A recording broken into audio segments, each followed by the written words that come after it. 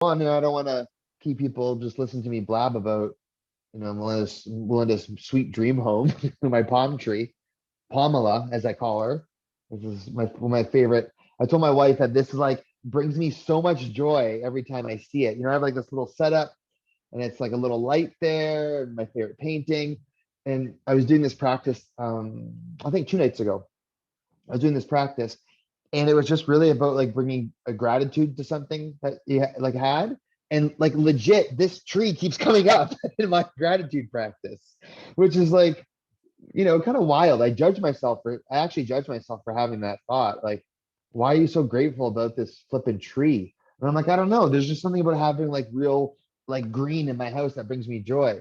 And I was saying like in an earlier webinar that like that's the cool thing about well, a cool thing if you're a nerd like me, but that's the cool thing, right? Is that like you can start appreciating these little moments that are just like, wow, I enjoy this, and that's for that moment, right? Like I on my walk with my dog today in the woods, and he was just, and like I have a sprinter, and he was just ripping through the woods, and his like mouth was like this open, and his tongue's just hanging out, and he looked so happy. And I thought, okay, cool, this is like another snapshot of what I want to remember today.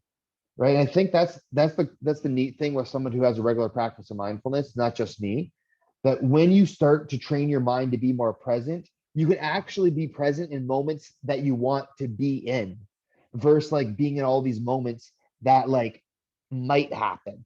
Right. And I think a lot of our time, we spend so much of our time in like the might happen or the will or the won't. So um, that's what my intent is with you all today, right? Is like not only today, is moving forward. It's like, how can we continue to cultivate some moments of being present, when we're going through whatever we're going through at work or at home, or the combination of the two. So I always want to start the session by answering some of the questions, obviously that weren't personal, right? That were more kind of a generic question that I think we can address the group with. Some asked, hey, like Mike, when's the best time to meditate? Trying to fit it into your schedule. And realistically, the morning, right?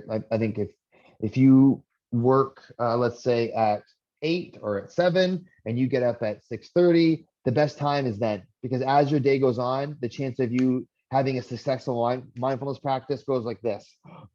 It's much like, yes, Christina, I can see you nodding, and I feel you, girl. Like it's like for years I would wake up and I'd be like, you know what? Like I'm just gonna like I can't wait to meditate. And I go to bed like, okay, and I'm all cozy, and I wake up and I'm like, oh, snooze, right? Snooze, snooze. And I would get up last possible. My wife hates that too, because she's like, it takes you 5 minutes to get ready. Like I shave my head the night before, right? I have like, now it takes me 2 seconds. I just come out and go on camera, right? But the reality was, I would always tell myself, I'll do it later. Like later's better, right? Like, you know what? When I get home, and the kids aren't home from school yet, it'll be quiet. But I don't do it then. I don't want to do it then, right? So there's this teaching in mindfulness called time and mind are inseparable. And it means this: when you think I'll do it later, do it now. Because if you say I'll do it later, the chance of you doing it later goes like this, especially if you had a hard day, right? So let's say that, like, I don't know, Christina's not in hardcore, so we're feeling the vibe today, right? Okay. Can you unmute yourself, my dear, if that's okay? I'm not gonna like drill you any questions, but can you unmute yourself? I just want to ask you, like, Yeah, okay, cool. How are you doing? I am good, thank you. Okay, sweet. Well, thank you for being my assistant today. You're welcome. Well, you can maybe say that after I asked you, Oh but gosh. right, so what time do you, let's say, normally work on like a given week? I usually start at about 8 or 8:30. Right. So you get up when? I actually get up for like 7. I need Nice. some time to Right. Of course you wake do. up. Yeah. Yep. Yeah, totally. Like the amount of how early my wife gets up to when she works is like alarming, because she Yeah. has all these things she has to do, right? To like start the day. Okay. Yes.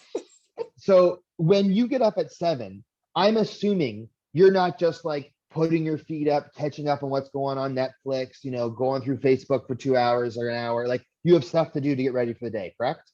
Yes. Right.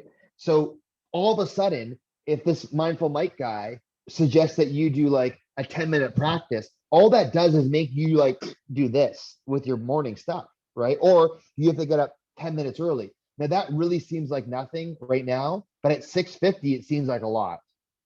Yes. Fair? Yep. Okay. Yep. So and this is many questions, I didn't get this email from Christina, but many, or a couple people asked, when's the best time to meditate? When I'm saying first thing in the morning, and Christina, you're nodding like this, because as the day goes on, what time do you work till? Till about 4:30, 5 o'clock. Right? And then you get home and you have to do stuff, or like, what's your kind of routine when you get home? Well, I'm working from home, so I'm just home. Sure. Yeah. Yeah, but you're okay. So But there's other you, things I do. of Yeah, course, like, there's a list of stuff that you have to do, exactly. right? Yes. Now, Yes. if you had a challenging day where you had a lot of energy out in a certain day, because as you know, if you work, let's say Monday to Friday, and on a Wednesday was a challenging day, it makes the Thursday and Friday feel even longer, right? Yes. You know, if you then say, then I have to do this mental health practice, which Not is doing it. having exactly right, and especially if I'm having you look at your emotions and you just had a hell of a day.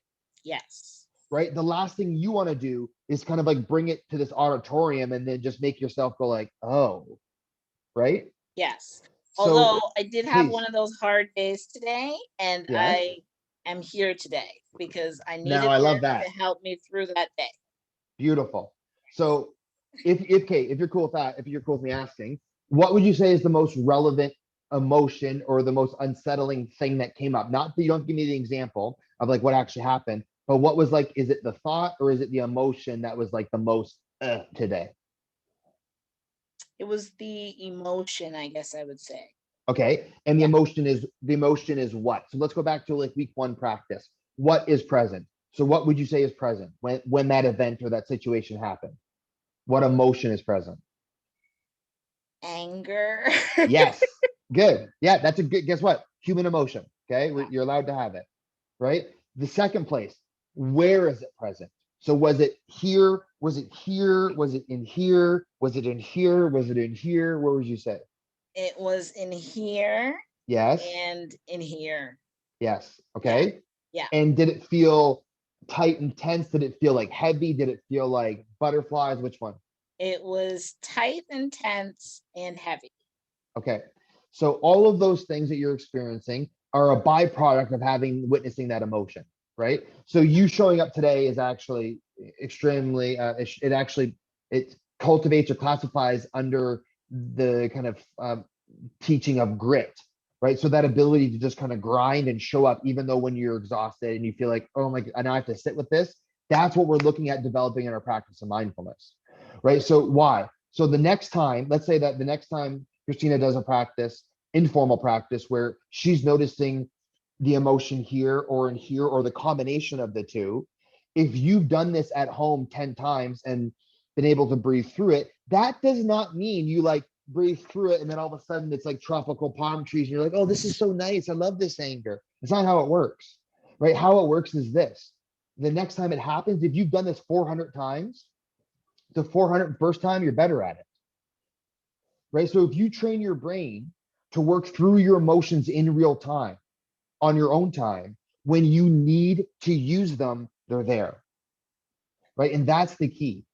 So what I love about this is that you had, well, I don't love that you had a challenging day, obviously, but I love that you showed up and that you're like, okay, what are we doing today? And this actually works out perfect because we're going to look at one, we're going to do a quick review of what happened last week, what's present, where is it present, what's the purpose? Okay, so the purpose of this anger for you was what? Was it to protect you? Was it to prepare you for something? Was it here to warn you? What would you say if you just look at it kind of objectively, not being in it? If you look at it from like the looking through the doorway, not the door hole, keyhole, what would you say is the reason of that anger?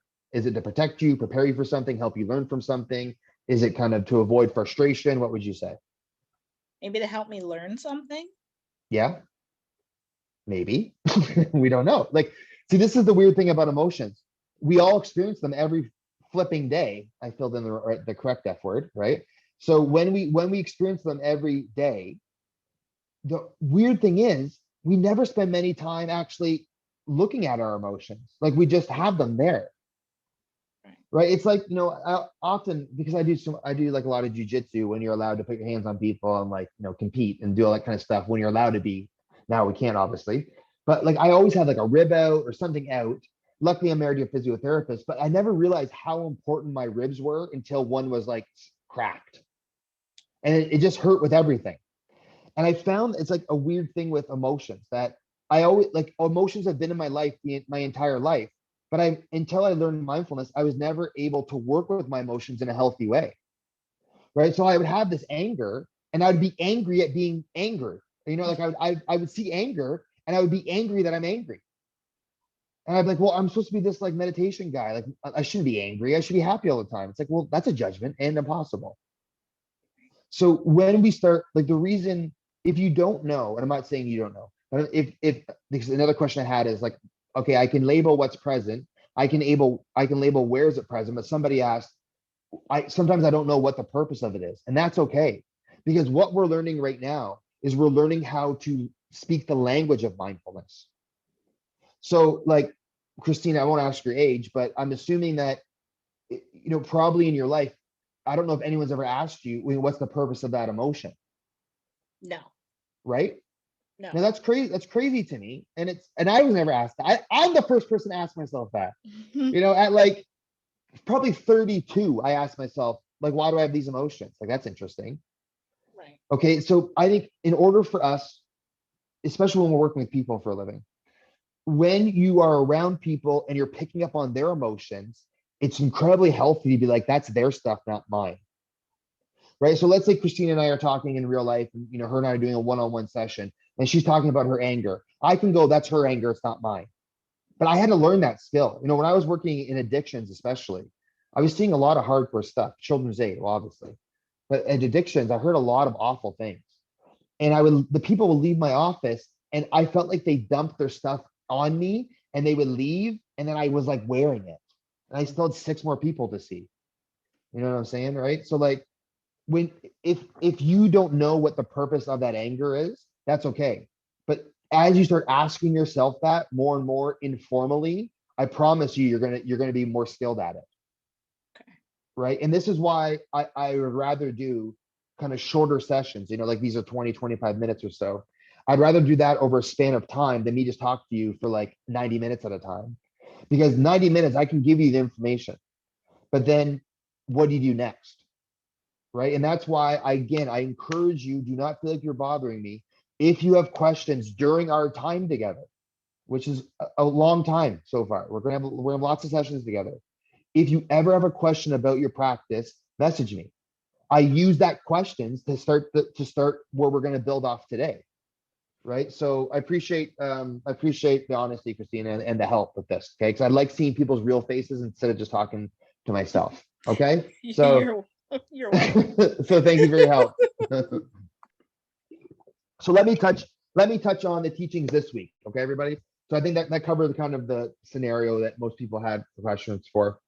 So this week we're really looking at the question, or actually no, Christina, unmute yourself again, please. This is great. We're gonna, if that's I'm okay. back. Yeah, I Ready. know you're back. Okay. So this is what we're looking at. We're looking at the teaching of choice points. So let's say we'll use Christina's anger as a choice point. When something happens, 83% of the time, Christina, if I'm going by data, she's gonna have something happen to her, and then she's gonna go into the basement. Okay, not literally, but she's gonna go into the like shoulda, coulda, woulda. Oh, you know what? This person did this 6 months ago, and I know I shouldn't have trusted them. So she's aggressive nod, which I like. So that means that this is probably your mind was doing the talking trash to you about this. Okay. And the reason I have a job is that most people talk trash to themselves. The 13 to 17% of you that don't talk trash to yourself probably aren't on the call right now. Okay. And that's, you're not coming to see me professionally. All right. I have a job because 83 to 87% of the time we are like negative Nelly. In my book for adults, the second chapter is called Negative Nelly, right? And it's all about these negative thoughts that we have. So when Christina has something that happened to her at work, and especially this is, let's say, or in personal life, that this isn't the first time, her egoic mind is made up of all the things that has happened to her in the past. So if anything smells like this anger situation tomorrow, guess what she's going to do? Spike. She's going to get ready for something that's similar. So perfect example, like, I was crazy busy this week and today especially. So I ordered pizza in for my kids and the order got it wrong. And I was like, it got it wrong 6 weeks ago. And I'm like, okay, let's go back to this day and this wrong order. But my mind's like, you're never ordering from them again. Like, screw them and their business, even though like they have a charity going and half the money goes towards this young kid with leukemia.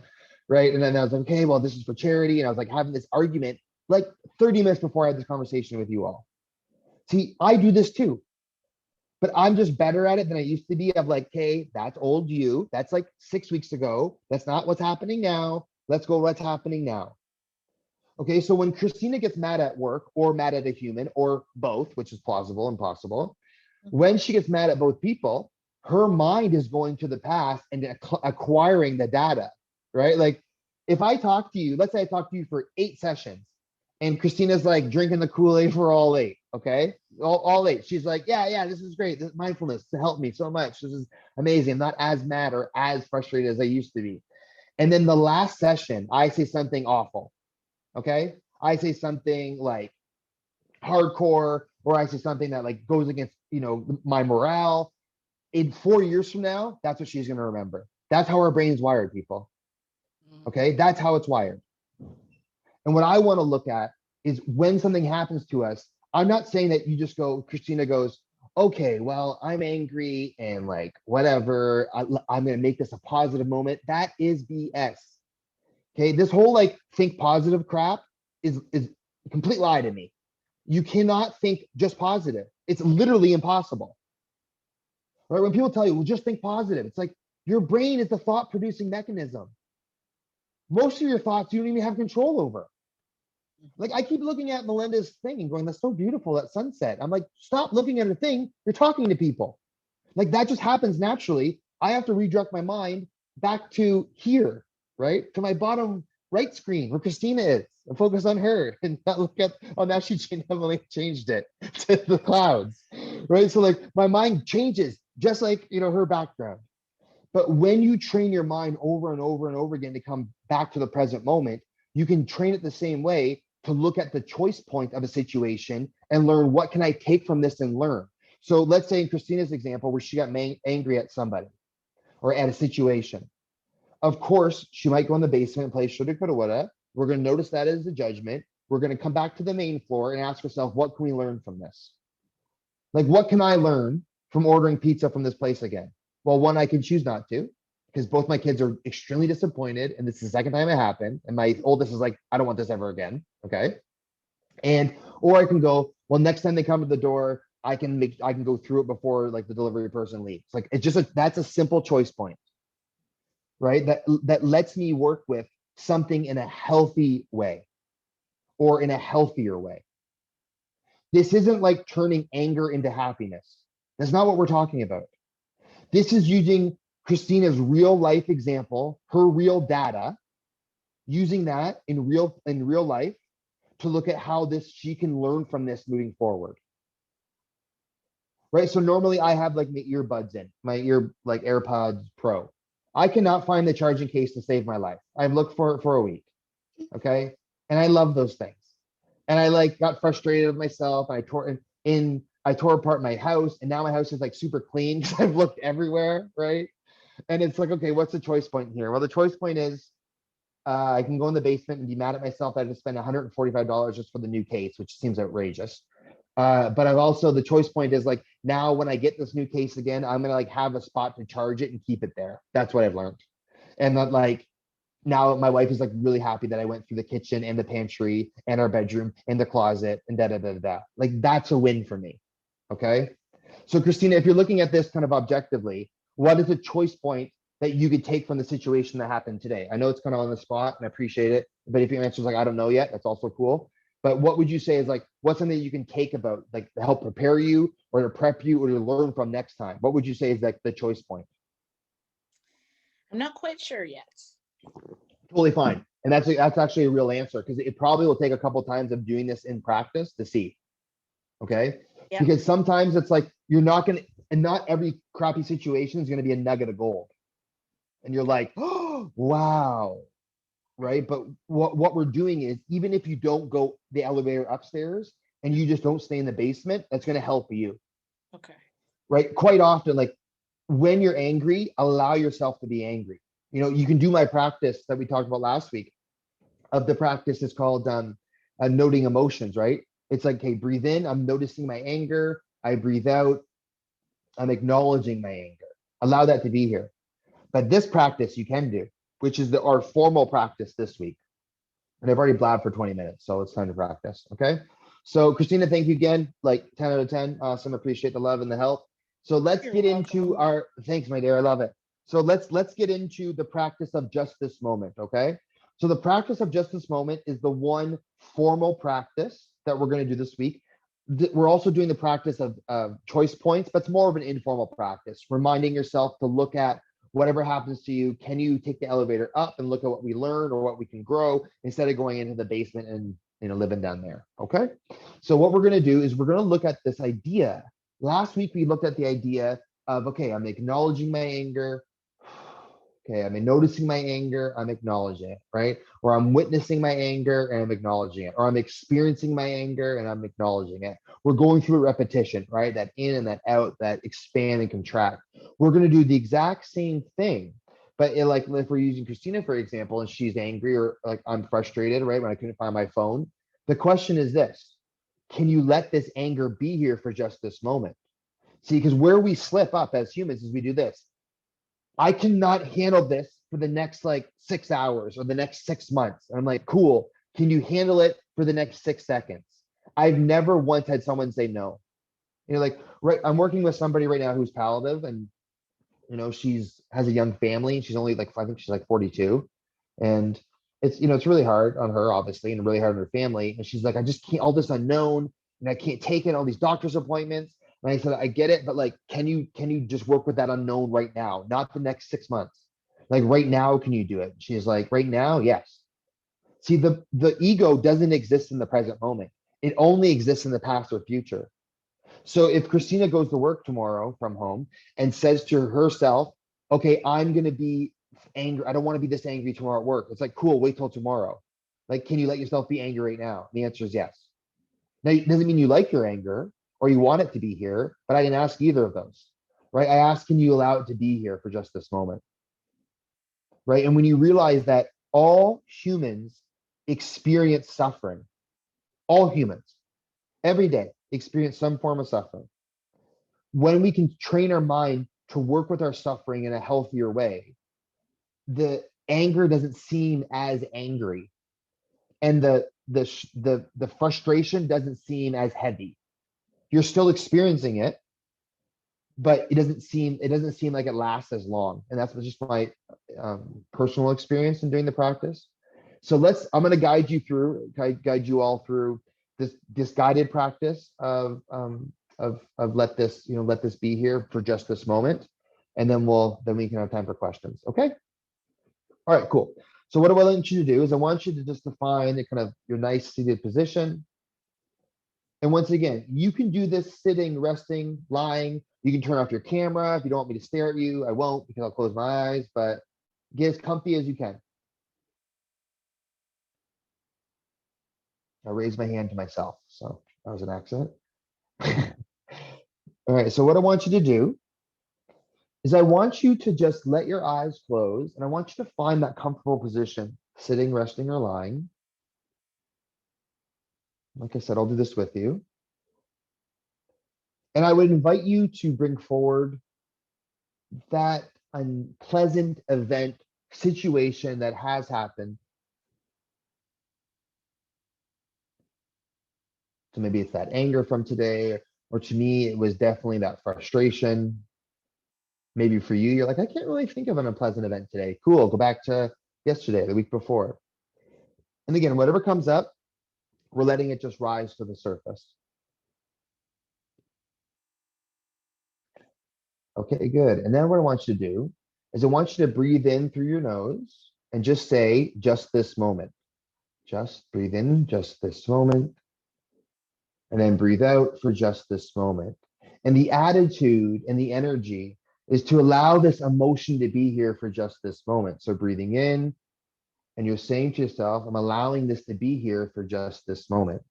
And then as you breathe out, for just this moment. So what we're doing is we're working with this teaching of radical acceptance. Whatever our situation is, we're allowing it to be here. We're not trying to manipulate it. We're not trying to get rid of it. Breathing in, allowing this anger or this frustration or this sadness or the disappointment to be here for just this moment. And then to breathe out for just this moment. Or I often like to intertwine and say, allow it to be here for just this breath, just this breath. Breathing in, allowing it to be here for just this moment, and then to breathe out for just this moment. Again, breathing in, allowing it to be here for just this moment. Breathing out, letting it be here for just this moment. Again, breathing in, letting it be here for just this moment in. Breathing out, allowing it to be here for just this moment as it goes out. Good. And again, breathing in, allowing it to be here for just this moment. And then as we breathe out for just this moment. Beautiful. And now what I would invite you to do is think of the last time that you felt excited or happy or felt joy or laughter, whatever comes to mind, bring that forward. Let it be here. And we're doing the exact same thing. Can you allow this happiness or this joy to be here for just this moment? Breathing in for just this moment. Breathing out for just this moment.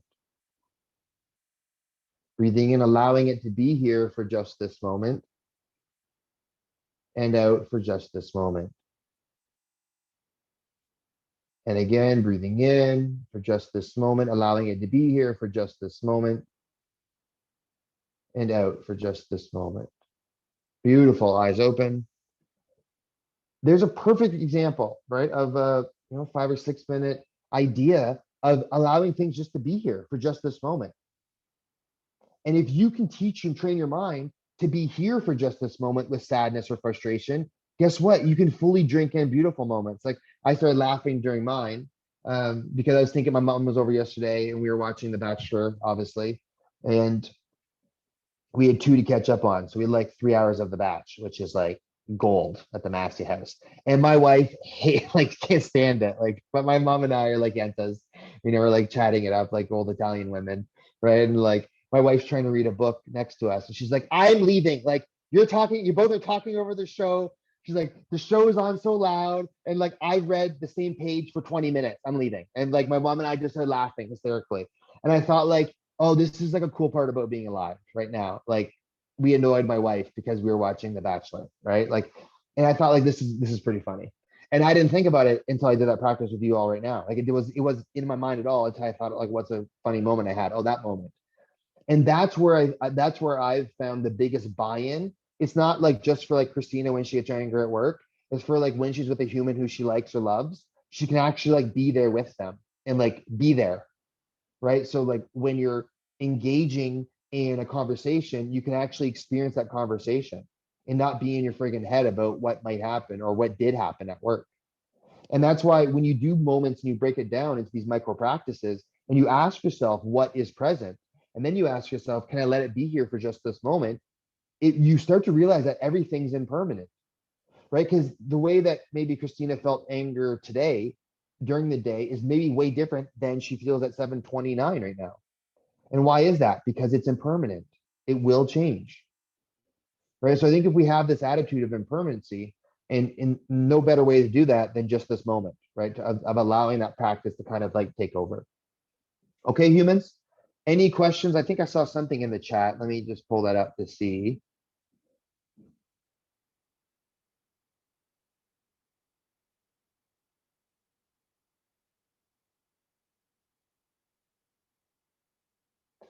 Okay. After stating to yourself what feelings, emotions are present and where are they present in your body, what are all the different questions that you can ask yourself afterwards? So you can ask yourself, you can ask, is it here to protect you? Is it here to prepare you for something? Is it here to warn you? Is it here to help you learn? That's the ones I typically do.